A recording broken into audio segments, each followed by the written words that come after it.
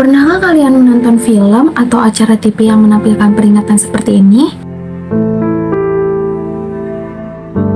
Epilepsi merupakan istilah yang sering kita dengar, namun banyak dari kita yang belum memahaminya.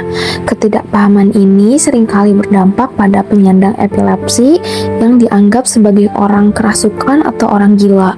Tentunya stigma ini sangat tidak menguntungkan bagi penyandang epilepsi. Nah, sebenarnya apa sih epilepsi itu?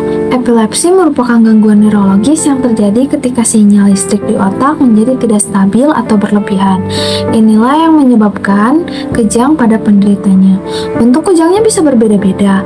Ada yang hanya terlihat melamun atau menatap kosong, ada pula yang mengalami gerakan yang tidak terkendali dan kehilangan kesadaran. Kejang dapat muncul dalam bentuk berbeda-beda. Secara garis besar, terdapat dua tipe kejang, yaitu kejang umum dan kejang parsial. Sesuai dengan namanya, kejang umum merupakan kejang yang mempengaruhi otak secara menyeluruh, sementara kejang parsial hanya mempengaruhi sebagian saja. Jenis kejang yang paling sering terjadi adalah kejang tonik-klonik. Kejang ini dimulai dengan hilangnya kesadaran otot menjadi kaku, kemudian diikuti dengan hilangnya kendali terhadap berbagai fungsi tubuh. Sementara itu, kejang parsial dapat dibagi menjadi kejang parsial sederhana dan kejang parsial kompleks. Kejang parsial sederhana terjadi dalam kondisi sadar dan seringkali digambarkan sebagai suatu aura. Kejang ini menimbulkan gejala seperti mencium atau merasakan sesuatu yang tidak biasa dan melihat kerlipan cahaya.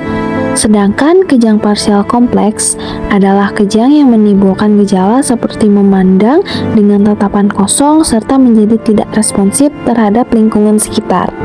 Pada umumnya, faktor-faktor yang dapat meningkatkan resiko epilepsi adalah cedera otak yang dapat terjadi karena berbagai alasan, seperti kondisi genetis atau komplikasi saat kelahiran. Namun, terdapat juga penyebab idiopatik atau dalam kata lain tidak dapat diketahui, walaupun sudah dilakukan pemeriksaan yang menyeluruh. Menurut WHO, penyandang epilepsi mencapai 50 juta orang di seluruh dunia. Di Indonesia saja terdapat sekitar 1,5 juta hingga 2,4 juta penyandang epilepsi yang memerlukan pengobatan. Lalu bagaimana jika Anda atau orang terdekat mengalami gejala epilepsi seperti kejang?